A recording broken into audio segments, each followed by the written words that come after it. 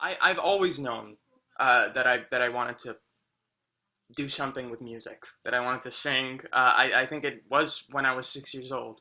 There was no doubt in my mind that this is what I wanted to do with the rest of my life. And it continued. It just grew after every year, and I think now more than ever, I'm like, yeah, I don't want to do anything else. I just wanna I wanna sing. I wanna perform.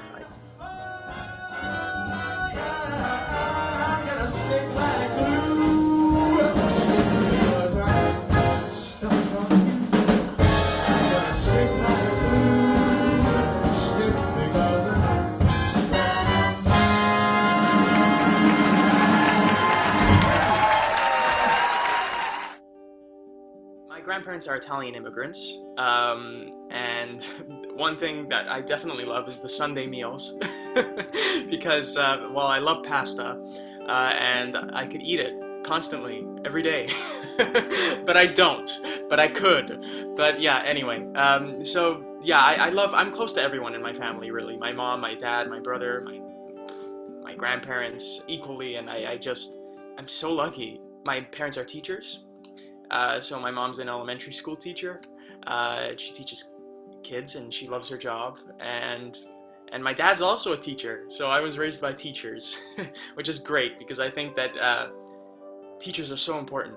I have so much respect for teachers, and they've instilled so many values in me, values of kindness, generosity, giving back, and all I can say is that my goal in life is to grow up and be like my parents. If I can do that, then I could say that I've succeeded in life. So I love my family. I've been super blessed to have parents and a brother and grandparents that are extremely supportive of me and in pursuing the performing arts. Uh, you know, it's not every day. Not all families support a young artist because it is a difficult field to pursue. But my family has been super supportive and they're super nice and they're at every concert from when I was a little kid when I started singing, which was 6 years old. So how I started music, well, that's a long story, but I started, my brother was taking violin lessons actually when he was like 5 and I was 2, and I was jealous of my brother uh, taking violin lessons. So I asked, well, I was 2. I didn't really, well, I don't know. Maybe I indirectly bugged my mom because I wanted to take violin lessons, and I would steal my brother's violin. So then she put me in violin lessons, and that's how I got into music. Then I stopped playing violin, unfortunately. I wish I continued. But when I was 6, I started singing, and I was a fan of Shania Twain. Yeah, and then when I was 8, my dad bought me a Frank Sinatra CD, and I played it, and I literally just couldn't get enough of it. I just fell in love with the world of jazz, and that old style of music, and I wanted a fedora for Christmas, for the hats that Sinatra wore, and uh, yeah, and ever since it's just been, crooning and jazz, and yeah, that's how it all started. To me, what I love most about the standards and the jazz standards is that they're they're so simple, but they're complex at the same time in the way the songs are written, and I just there's so much in the songs. Like just there's so much meaning to the songs, and in these simple little tunes, you can find such personal things, and you can relate to them so easily. I think it's something I was born with, to be honest. I just every time I listen to it, I get chills. I think that's the simple answer. I just connect to it.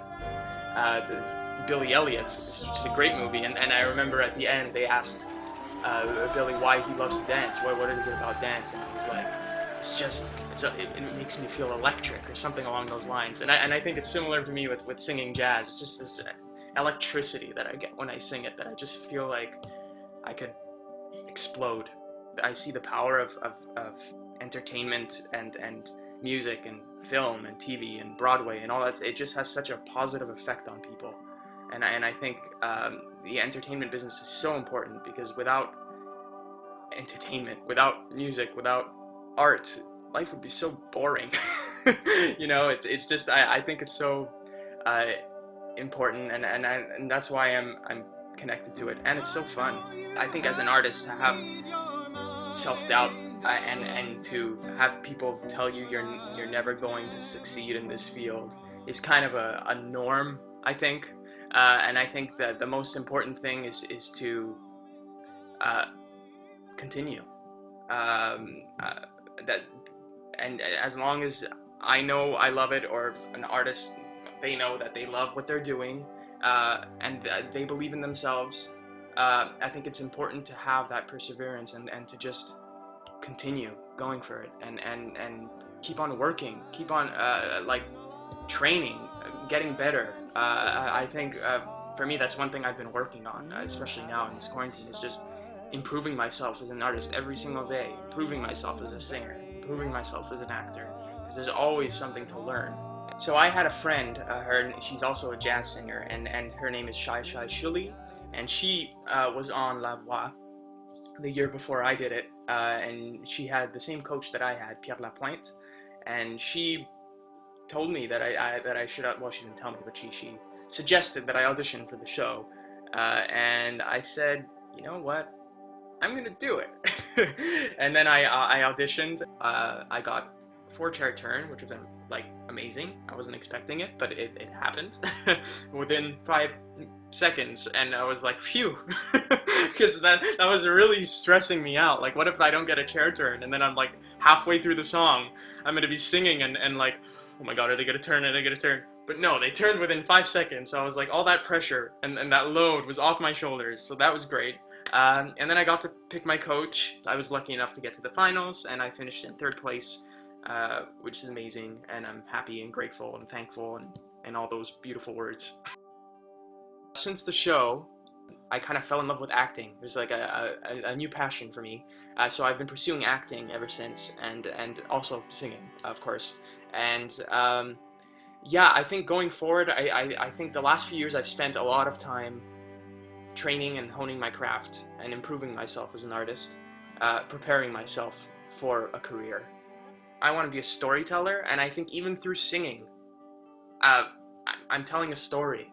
You know, it's not just singing with a pretty voice, you know, and I think it's important to have to tell a story. I think that's how I want to connect with people, by sharing personal stories, and by telling other people's stories through song or through speech or acting, you know. So I think it all boils down to my passion for storytelling.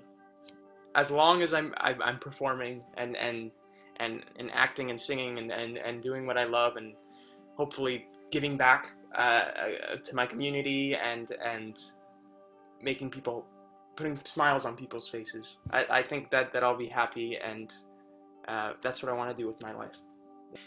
So how I got involved with MINDSTRONG, primarily because mental health is such an important cause for me, because I have a cousin who suffered from mental illness, a cousin who was bullied, and I've just seen firsthand the struggles of mental illness. So for me, it was important to get involved in a cause like this, and what better way to do it than to use my passion, which is singing and performing.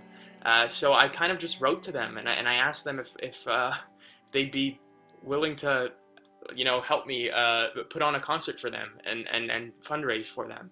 And they said yes. Just every year, I've already put on like 3 concerts with them, and I'm so grateful for that cause and that foundation, and everyone who works there is just so generous, and they pour their heart into the work, and into the fundraising, and into giving back to their community. And they've done such amazing work with the money that we raised for the cause. They built a whole new facility in the hospital, and it's just beautiful, and they're helping so many people, and it's I'm proud to consider myself a MINDSTRONG ambassador. It's just amazing to see what can be done when humans and people get together for an important cause and pour their heart and soul into it. It's just the power of connectivity. It's just amazing.